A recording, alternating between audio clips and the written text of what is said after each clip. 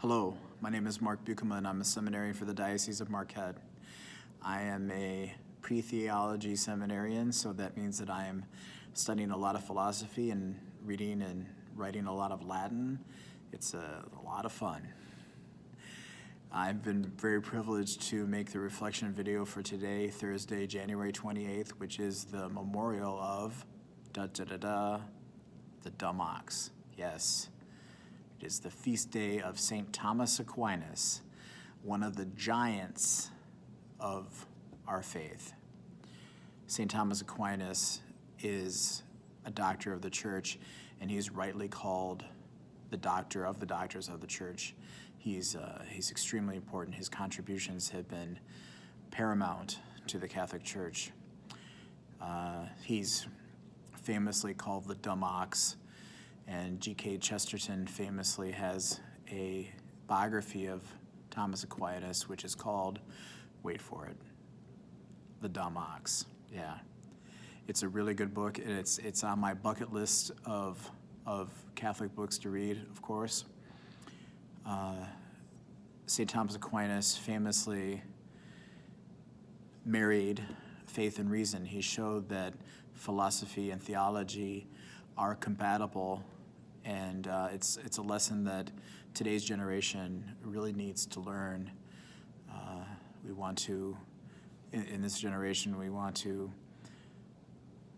say that science and true knowledge and faith cannot mix, and that's certainly not true, because if you have faith informs our reason, and it's essential. It's absolutely essential, and St. Thomas Aquinas brought that to us, and at a time which it was very paramount for him to do so, and the time is also upon us. And looking at the readings, I want to do something very unorthodox.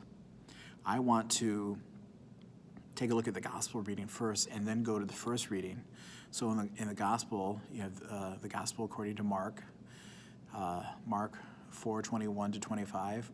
And Jesus brings in this metaphor of the lamp, and he says, is a lamp brought in to be placed under a bushel basket or under a bed and not to be placed on a lampstand? Well, of course, nobody brings a lamp in and then buries it, and the lamp is a metaphor for Jesus.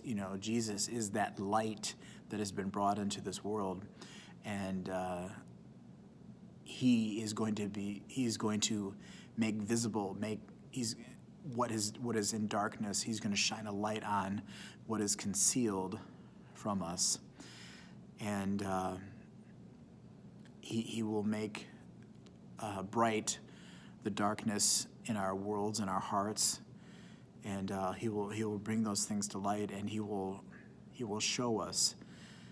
And he goes on to say, for there is nothing hidden except to be made visible. Nothing is secret except to come to light. And he's telling his disciples in a metaphor, in a parable, about his messianic mission, about his mission of salvation. And it does come to fruition with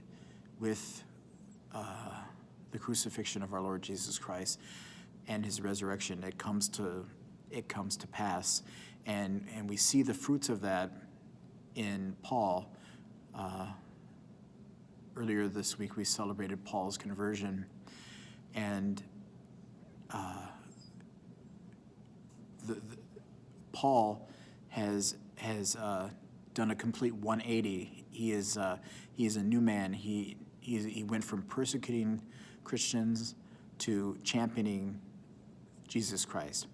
And in reading in his letter to the Hebrews, he talks about a confidence that we now possess to enter the sanctuary by the flesh of Christ.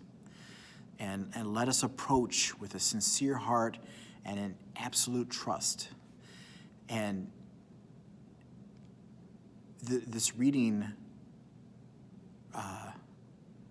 is the fruition of the gospel reading. It's the legacy of that light that Jesus brought to the world being made visible to us through his messianic mission.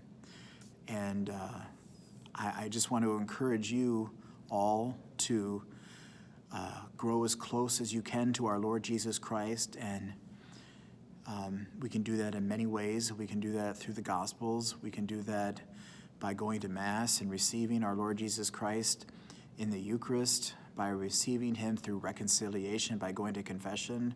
Because, when we bring our hearts to Christ in the confessional, we are bringing that darkness that's within us because of our fallen nature. We're bringing that to the light of Christ, and he will make visible all that is imperfect in us, and he will wash it all away. And as we become closer to Jesus, the more brightly our hearts will shine, the more brilliantly the light around us will be.